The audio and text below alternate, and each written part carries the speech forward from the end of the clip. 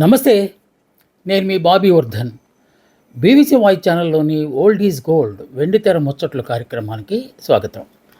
ఈరోజు ఒక సంచలనాత్మక చిత్రం గురించి విశ్లేషించడానికి నేను మీ ముందుకొచ్చాను. ఎందుకు నేను సంచలనం అంటున్నానంటే, సూపర్ స్టార్ కృష్ణ గారు ఏ పని చేపట్టినా అది సంచలనమే. వెండితెరకు ఆయన చాలా చాలా కంట్రిబ్యూషన్ చేశారు. వాటిల్లో సినిమా స్కోపు, 70 ఇప్పుడు చేసిన ఈ ప్రయోగం ఏంటంటే మల్టీ స్టార్. అప్పటిదాకా ఒక హీరో, హీరోయిన్, అమ్మా, నాన్నలు ఇలా కాకుండా చాలామంది అందులో పెద్ద పెద్ద తారలను కూడా ఇంట్రొడ్యూస్ చేసి తీసిన ఒక సినిమా 'పన్నెంటి కాపురం'. 'పన్నెంటి కాపురం' అనగానే మీకు వెంటనే రీల్ తిరిగే ఉంటుంది మనసులో. చాలా చాలా మంచి సినిమా ఇది. సిల్వర్ జూబ్లీ ఆడింది. ఇంకా దాని విశేషాలు మనం ముందు మాట్లాడుకుందాం. ఇది కృష్ణ గారు మొట్టమొదటిసారి ఒక మల్టీ స్టారర్ సినిమా తీయాలి, అందరిని అందులో భాగస్వాములు చేయాలి, ఒక కుటుంబ కథా చిత్రాన్ని తీయాలి అని మనసులో అనుకొని ఆయన ఏం చేశారని దాని గురించి మాట్లాడదాం. ఇది జయప్రద పిక్చర్ బ్యానర్స్ మీద, అంటే పద్మాలయ ఇంకా అప్పటికి ఇంకా జన్మించాల. పద్మాలయ బ్యానరు ఆ తర్వాత వస్తుంది. ఇప్పుడు ఈ సినిమా మాత్రం 1972 జూలై 27వ తేదీన ఈ సినిమా రిలీజ్ అయ్యి అఖండ విజయం. అంటే అఖండ విజయం అని మనం అన్నిటికీ అంటున్నాం కదా, అనుకోవద్దు. ఈ సినిమా రిలీజ్ అయిన అన్ని కేంద్రాల్లో 20 అన్ని కేంద్రాల్లో 100 రోజులు ఆడటంతో పాటుగా 175 డేస్ ఆడిన థియేటర్లు కూడా ఉన్నాయన్నమాట. అందుకే ఇది కృష్ణ గారి జీవితంలో ఒక గొప్ప సినిమా అని అనుకోవాలి. దీనికి నిర్మాతలు ఆదిశేషరావు గారు, అలాగే హనుమంతరావు గారు, అంటే మన కృష్ణ గారి సోదరులు. సమర్పణ అయితే కృష్ణ గారు చేశారు. డైరెక్షన్ లక్ష్మీదీప్ గారు. లక్ష్మీదీపక్ ఆ తర్వాత కాలంలో ప్రభాకర్ రెడ్డి గారి కాంబినేషన్లో చాలా మంచి మంచి సినిమాలు తీశారు. ఆయన ఈ సినిమాకి డైరెక్షన్ చేశారు. కథ ఎవరు రాశారు అనుకుంటున్నారు? ప్రభాకర్ రెడ్డి గారు.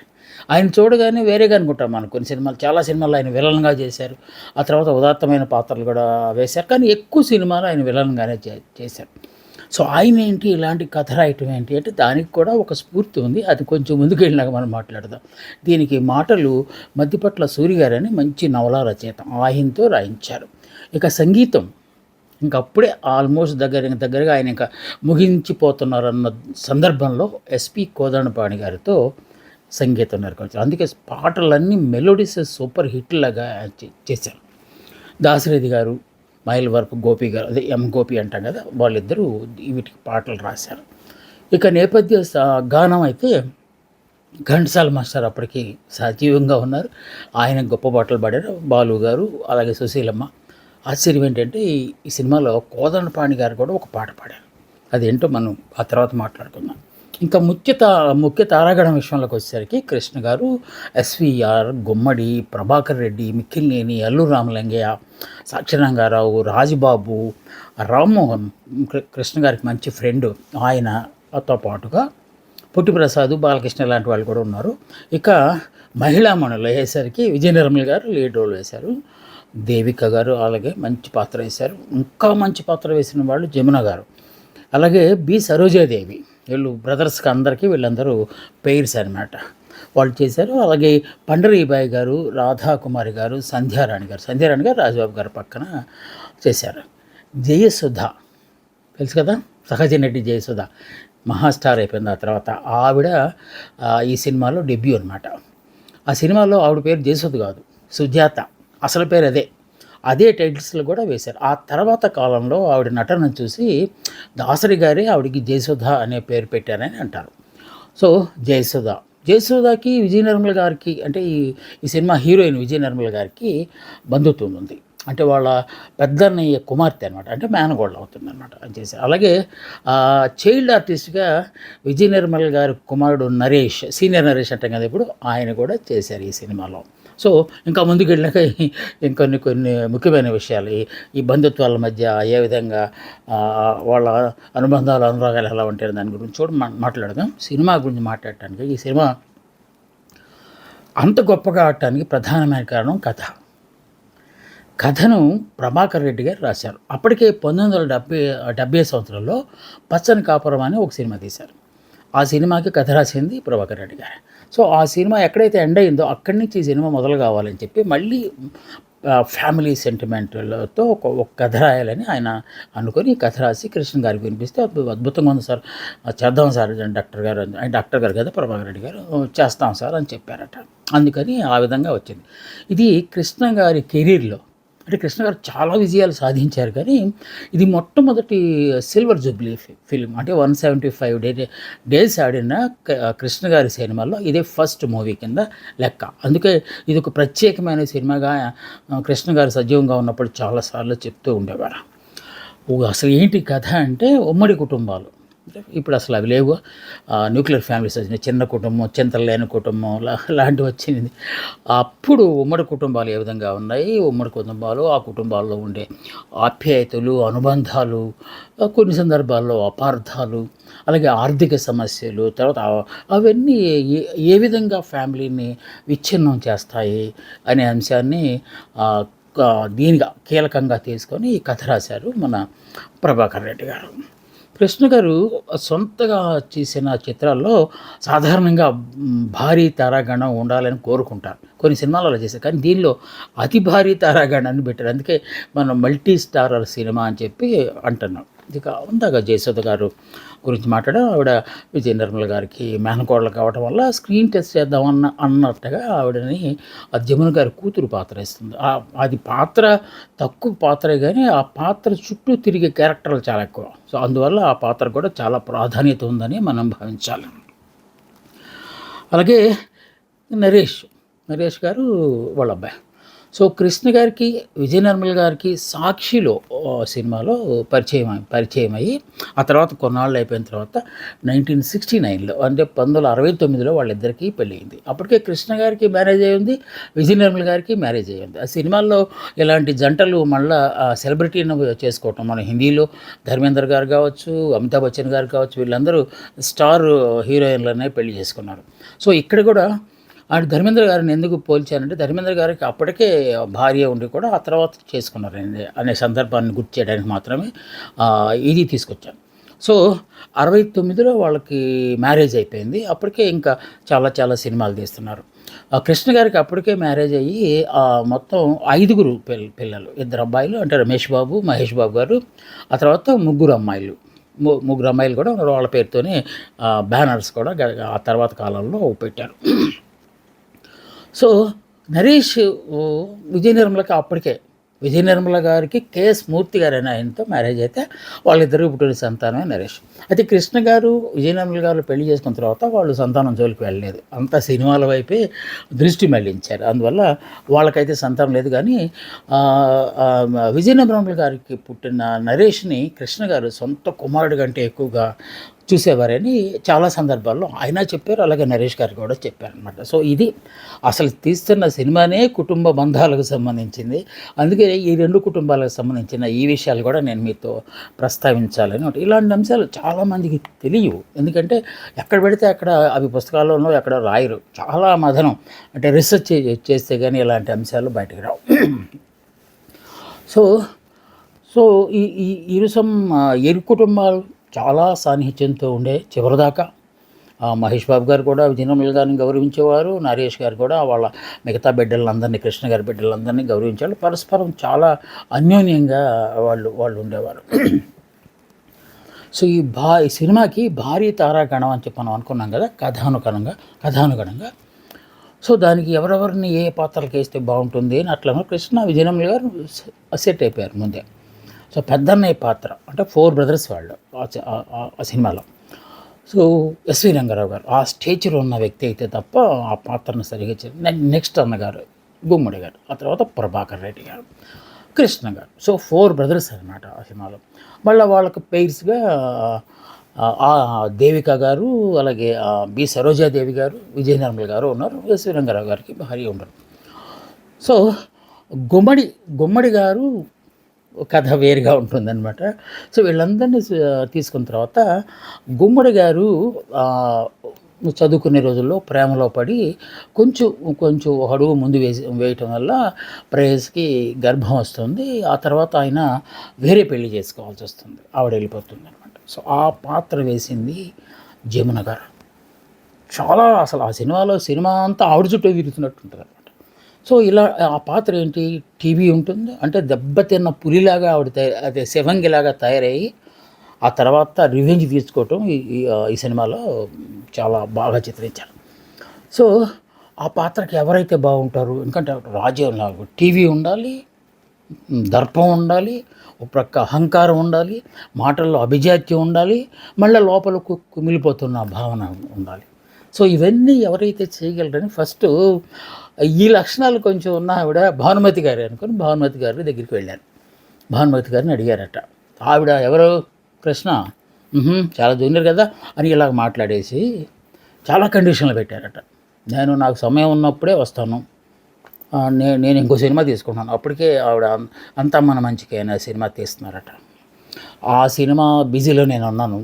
సో అప్పుడు నాకు మధ్యలో ఎప్పుడు గ్యాప్ వస్తే నేను అప్పుడు వస్తాను, రెగ్యులర్గా వస్తానని మాత్రం చెప్పలేను. పారితోషికం విషయంలో మాత్రం అందరికంటే ఆ సినిమాలో ఉన్న వాళ్ళందరికంటే ఎక్కువ ఇవ్వాలి, ఇలాంటి మాటలన్నీ చెప్పారట. ఇదేంటో అసలు ఆ పాత్రకి ఈవిడ నప్పుతారని మనం వస్తే ఇలాంటి కండిషన్లు అన్నీ పెట్టేస్తున్నారు ఏంటి ఈవిడ అని చెప్పి తర్జన భర్జన పడ్డారంట. ఒకసారి అయింది. మళ్ళా రెండోసారి ప్రభాకర్ రెడ్డి గారు వాళ్ళు కలిసి వెళ్ళారంట. హనుమంతరావు గారు, శేషగిరిరావు గారు, కృష్ణ గారు వెళ్ళారట. వెళ్ళి కూడా సేమ్ అదే లాంగ్వేజ్ ఆవిడ మాట్లాడుతుందట. పారితోషిక విషయంలో కాంప్రమైజ్ లేదు. ఎన్టీఆర్ ఏఎన్ఆర్ పక్కనే చేశాను నేను, మీ సినిమాలో నా పాత్ర వల్ల మీ సినిమాకి పేరు వస్తుంది, అందువల్ల నాకు ఎక్కువే రెమ్యునరేషన్ కావాలి అని మళ్ళీ అదే మాట అన్నారట. అసలు అన్నిటికంటే బాధ పెట్టిన అంశం ఏంటంటే, నేను ఎప్పుడు ఖాళీ ఉంటే అప్పుడే వస్తాను, నా సినిమా నేను చేసుకోవాలి కదా, నా సినిమాలు నేను చేసుకుంటూ ఖాళీ ఉన్నప్పుడు వస్తాను అని చెప్పినారు. ఆ సినిమాలో ఆ పాత్ర చాలా కీలకమైన పాత్ర. ఆ పాత్ర చుట్టూ మిగతా పాత్రలను తిరుగుతాయి. అలాంటి క్యారెక్టర్ నేను ఎప్పుడు పడితే అప్పుడు వస్తాను, టైం ఉన్నప్పుడు వస్తాను అంటే అవ్వదు కదా. సో అందుకని ఎవడొద్దనుకొని అప్పటికే మంగమ్మ శబదం అలాంటి సినిమాలు తీసి ఆ టీవీ ఒక రాణిలాగా టీవీ ఉన్నవారు ఎవరో అని ఆలోచిస్తే జమున గారు. జమున గారు అయితే దీనికి కరెక్ట్ న్యాయం చేస్తారు. ఆ తర్వాత చాలామంది క్రిటిక్స్ కూడా రాశారు, పొరపాటున ఈ సినిమాలో భానుమతి గారు చేసుంటే ఎంత గొప్పగా ఆ పాత్ర వచ్చేది కాదు, జమున గారు 100% న్యాయం చేశారు ఈ పాత్రకని.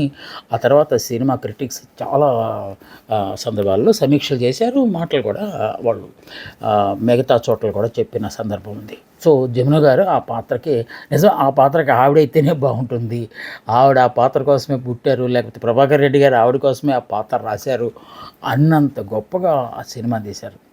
ఒక సీన్ ఉంటుంది ఆ సినిమాలో, మీరు గుర్తుంటారు. మిగతా ఇంట్లో వాళ్ళకి ఎవరికీ తెలియదు, గుమ్మడి జమున గారిని ప్రేమించి ఆవిడ గర్భం దాలిన తర్వాత వచ్చేసి మళ్ళీ దేవికని పెళ్లి చేసుకుంటారు, కానీ ఇలాంటివి ఏమీ తెలియదు. ఆవిడ ఇంకా పగబట్టి ఈ ఫ్యామిలీ మొత్తాన్ని విచ్ఛిన్నం చేస్తుంటారు. ఆకలితో వాళ్ళందరూ బాధపడేంతలాగా చేస్తారు. అది రివెంజ్, అంటే స్వీట్ రివెంజ్ అంటారు కదా. సో ఆవిడకి కూతురుగా పుట్టింది మన జయసుధ గారు, సుజాత పాత్ర. సో ఈ సందర్భంలో చాలా కాలానికి అసలు ఏంటి రీజన్, ఎందువల్ల మనం ఇలాగ అయిపోతున్నాం. ఆవిడెవరు, ఆ క్యారెక్టర్ పేరు రాణి మాలినీదేవి. రాణి అంటే ఆవిడ ఆ తర్వాత ఏం జరిగింది ఫ్లాష్ బ్యాక్లో, ఎందుకు అంత పెద్దదైపోయింది, ఒక మధ్యతరగతి కుటుంబంలో పుట్టిన అమ్మాయి ప్రేమలో పడి తొందరపడి గర్భం దాల్చిన అమ్మాయి ఒకేసారి రాణిలాగా ఎలాగొచ్చింది, అవి ఏం చూపించాల, అది ఊహలకే వదిలేశారు. అంటే పెద్దదైపోయింది ఆవిడ. ఆ తర్వాత చాలా కాలం తర్వాత జయసుధ పెద్దదైన తర్వాత కదా చూపెడతారు. అందువల్ల ఈ మధ్యకాలంలో ఏం జరిగింది అనేది ఫ్లాష్ ఏం చూపించలేదు, కానీ బట్ రిచ్ లేడీ అయిపోయింది. అందుకే రాణి మాలినీదేవి అనే పేరుతో ఆవిడ వచ్చింది. ఆవిడ అసలు వేషమే ఫుల్ హ్యాండ్స్ ఏం పెట్టుకుని, కిరీటం ఉండదు కానీ మొత్తానికి రాణి వాసంలాగా ఆవిడ పాత్ర ఉంటుంది అన్నమాట. సో ఎస్వీఆర్ గారికి తెలుస్తుంది అది ఒక దశలో. ఉమ్మడి ఆమెని ప్రేమించి మా అందరి మాట కాదనలేక మేము అరేంజ్ చేసిన మ్యారేజ్ చేసుకున్నాడు, కానీ ఆవిడ డిసప్పాయింటెడ్ సోల్, ఆవిడని ఇబ్బంది పెట్టాడు అని చెప్పి ఒక సన్నివేశంలో ఆవిడతో మాట్లాడటానికి వెళ్తాడు. రాజీకి వచ్చారా అని ఆ విధంగా మొదలవుతుంది. అవి వెళ్ళినప్పుడు ఆవిడ కుషన్ చైర్లో కూర్చొని ఉంటుంది. ఒక సింగిల్ చైర్ ఉంటుంది అక్కడ. ఎంత పెద్ద బావగారు, లేకపోతే ఆ సినిమాకి మూలం అసలు ఎస్వీఆర్ స్టేచర్ అంటే ఎలా ఉంటుంది మీకు తెలుసు కదా. ఆయన వెళ్ళి అక్కడ నిలబడి ఆవిడతో మాట్లాడుతుంటాడు. నో చైర్ అంటే ఆవిడ బాధను ఆ విధంగా వ్యక్తం చేస్తుందన్నమాట. ఆ ఇద్దరి మధ్య సంభాషణ చూడాలి, చాలా అంటే ఒళ్ళు గగురు పడుస్తుంది మనకి. నువ్వు ఇదేంటి అసలు ఆవిడ కూర్చోవటం కాలు మీద కాలు వేసేలాగా మధ్యలో చెప్పులాగా ఇది మన అదేదో రజనీకాంత్ సినిమాలో రమ్యకృష్ణ లాగా అంత అంత చులకనగా కాదు కానీ బట్ ఆవిడ కూర్చుని కాలు మీద కాలు వేసుకుని పెద్ద స్టేచర్ ఉన్న ఆ ఇంటికి పెద్ద అయిన ఆయన్ని నిలబెట్టి మాట్లాడితే విషయంలో అంటే తప్పు చేసిన వాళ్ళు ఆ విధంగానే ఉండాలి, బాధపడిన వాళ్ళు ఈ విధంగానే ఉండాలి అనే ఒక సన్నివేశాన్ని లక్ష్మీదీపక్ గారు అద్భుతంగా సృష్టించారు. ఆ సినిమాలో ఆ సీన్ అంతా సైలెంట్గా ఉంటుంది. కొంతమంది అయితే జమున గారి యాక్టింగ్కి విజిల్స్ వేస్తారు. జమున గారి యాక్టింగ్కి అంటే ఒక ఒక లేడీ రోలు వేసిన ఆవిడ కనబరిచే దర్పాన్ని ఆ టీవీని చూసి చప్పట్లు కొట్టడం ఏళ్ళేయటం అంటే ఆ జమున గారు ఎంత గొప్పగా సినిమాలో చేశారనే దానికి మనం ఈ ఒక్క సన్నివేశాన్ని తీసుకోవచ్చు. నిజంగానే ఆ సన్నివేశం చాలా గొప్పగా ఉంటుంది. ఆ తర్వాత ఇల్లంతా అదే మొత్తం కోల్పోయి ఆర్థిక సమస్యలు వచ్చేసి బిడ్డలకు భోజనం పెట్టలేని పరిస్థితి, ఒక బిడ్డకి అస్వస్థత చేస్తే అతన్ని బతికించుకోలేని పరిస్థితి, అతను చనిపోతున్నప్పుడు అతన్ని ఆ గుంతలో పెట్టేటప్పుడు ఎస్విఆర్ గారి నటన చూడాలి. అది చాలా కష్టమైన సన్నివేశం అది. అప్పుడు అందులో పైగా ఆ బిడ్డను దాంట్లో పెట్టి అదే నరేష్ వేసిన పాత్ర వేసి మట్టి వేస్తారన్నమాట, తల ఒక గుప్పెడు మట్టి వేస్తారు బిడ్డని అసలు. సో అక్కడ ఒక సాంగ్ ఉంటుంది. అప్పట్లో ఒక గమ్మత్తు ఉండేది. మనం అంతకుముందు దసరా బుల్లోడు చెప్పుకున్నట్టున్నాం. ఆ దసరా బుల్లోడు దీని తర్వాత వచ్చింది. అయితే ఆ రెండింటి మధ్యలో ఒక పాట ఏమో హ్యాపీ మూడ్లో పాడే పాట, మళ్ళీ అదే పాటని మళ్ళీ ప్యాథోగా తీసే సందర్భాలు అప్పుడు సినిమాల్లో గొప్పగా ఉండేవి. దీంట్లో కూడా అంతే. ఆ పిల్లలందరికీ కథ చెప్పమని అడిగితే పెదనాన్న ఎస్విఆర్ గారు, బాబు వినరా అన్నదమ్ముల కథ ఒకటి అని వాళ్ళందరూ ఎంత హ్యాపీగా ఉన్నారు, ఎవరి పనుల్లో వాళ్ళు ఎంత బాగా ఉన్నారో, ఆ కుటుంబం ఎంత బాగా ఉందో అది పాడుతారు అన్నమాట. ఆ తర్వాత బిడ్డ చనిపోతారు కదా, చనిపోయే ముందు అప్పుడు మళ్ళీ దాన్ని రివర్సల్లో పాడతారు అన్నమాట. ఎలాగైపోయారు, ఈ ఫ్యామిలీ విచ్ఛిన్నం అయిపోయింది అనే దృశ్యాన్ని ఘంటసాలగా మాస్టర్ పాడుతుంటే టవల్లో తడిసిపోయారు అనమాట ఆ సినిమా. ఆ పాట చూస్తే నాకు తెలిసి వెక్కిళ్ళు పెట్టిన వాళ్ళు కూడా ఉన్నారు ఆ పాటకి. ఎందుకంటే అసలే ఎస్విఆర్ ఎదురుగా కనపడుతుంది బిడ్డ శవం. ఇంకా దానికి అదేమంటారు పరాకాష్ట అనమాట ఆ సన్నివేశానికి. సో ఇంకొక పాత్ర దాంట్లో ప్రభాకర్ రెడ్డి గారి భార్య రోల్ వేసిన ఆవిడ బి సరోజాదేవి గారు. ఆవిడ కూడా ఈ గిర్పాలు కన్నడిగా కదా ఆవిడ. సో ఆవిడ మహాహంకారి. అంటే బాగా డబ్బులున్న ఫ్యామిలీ నుంచి కోడలుగా ఈ ఇంటికి వచ్చాను నేను, ఈ నాన్ సెన్స్, ఈ న్యూసెన్స్, ఈ బంధాలు ఏంటి, అనుబంధాలు ఏంటి, అంత బోగస్ అనే టైపులో మాట్లాడుతుంటాం. సో ఆవిడ పాత్రని కృష్ణ గారు ఏ విధంగా టీజ్ చేస్తారో, ఆవిడ కూడా ఏ విధంగా మారిపోతుందో అదంతా సినిమాలో మనం చాలా బాగా చూస్తాం. సో ఈ పాత్రలు ఏంటి విచిత్రంగా ఉన్నాయి తెలుగు సినిమాల్లో, ఇలాంటి పాత్రలు రాని మాలినీదేవి ఏంటి, మరి ఈ గర్విస్ట్ కోడలు ఏంటి అని అనుకుంటే, యాంథోనీ క్విన్ వాళ్ళు చేసిన ఒక ది విజిట్ అని 1964లో వచ్చిన ఒక హాలీవుడ్ మూవీలో ఉన్న కీలకమైన అంశాలను తీసుకుని ఈ కథను తాను రూపొందించానని, అంటే ఆ సినిమాతో స్ఫూర్తి పొంది నేను కథ రాశాను, అంటే ఆ సినిమాని కాపీ కొట్టామని కాదు అర్థం అని ప్రభాకర్ రెడ్డి గారు చాలా ఇంటర్వ్యూల్లో నిగర్వంగా ఆయన ఒప్పుకున్నారు. సో అలాంటి పాత్రలు ఎక్కడి నుంచి వస్తాయి అంటే ఇలాంటి సినిమాల్లో నుంచి వస్తాయి. జమున గారు కుర్చీలో కూర్చోవడం అవన్నీ మళ్ళీ ఆ తర్వాత సినిమాల్లో చాలా చూసాం మనం మన ఇంగ్లీష్ మూవీస్లో. సిల్వర్ జూబ్లీ ఆడడానికి కావాల్సిన అర్హతలన్నీ ఈ సినిమాలో ఉన్నాయి. ఎందుకు 175 డేస్, అప్పుడే 72లోని 172 డేస్, అందులో రిలీజ్ అయిన ప్రతి థియేటర్లో 100 డేస్, నేషనల్ అవార్డు లాంగ్వేజ్లో మన భాషకి సంబంధించి నేషనల్ లాంగ్వేజ్ వచ్చింది, ఫిల్మ్ఫేర్ అవార్డులు, ఇంకా ఎన్నెన్నెన్నో అవార్డులు. ఎందుకంటే ఫస్ట్ టైము ఒక మల్టీ స్టారర్ ఫ్యామిలీ మెలో డ్రామాని పండించడం అంటే అది వెండితెరకు కొత్తగా అనిపించింది అప్పట్లో.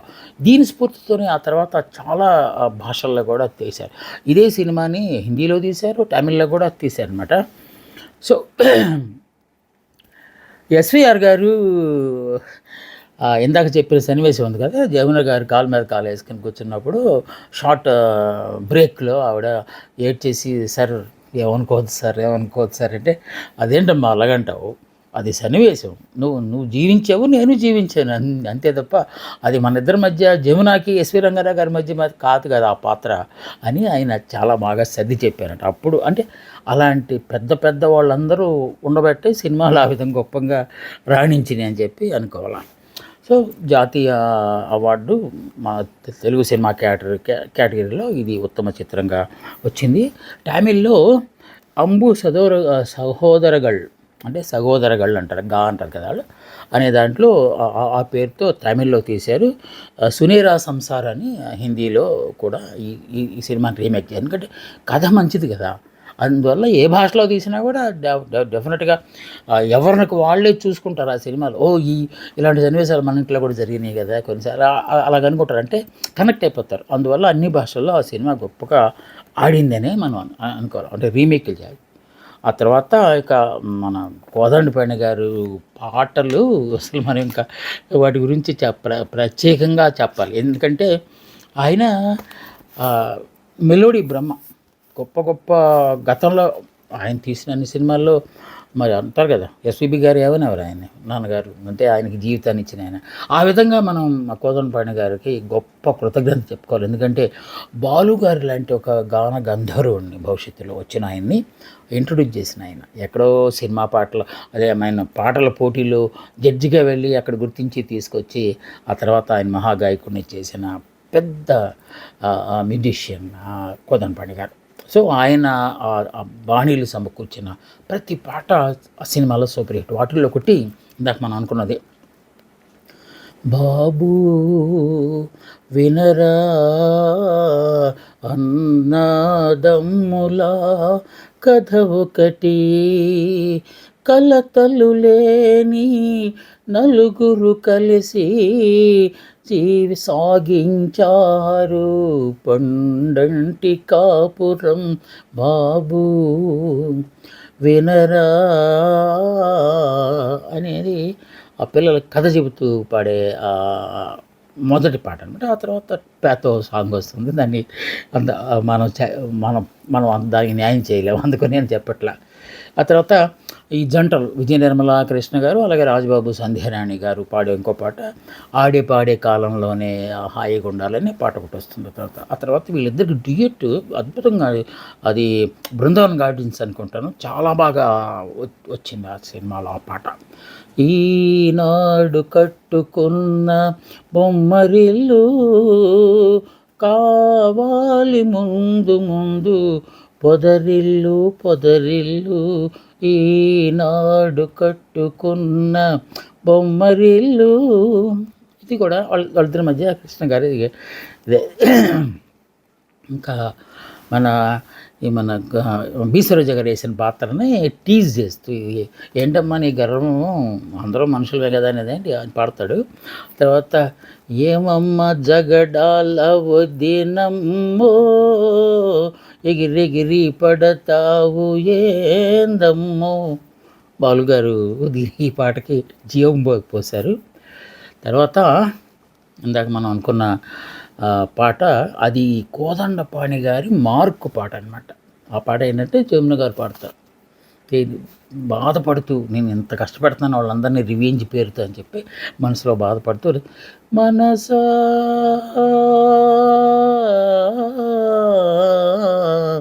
కవ్వించకే నన్నిలా ఎదురీదలేక కుమిలేను నేను, సుడిగాలిలో చిక్కిన నావను.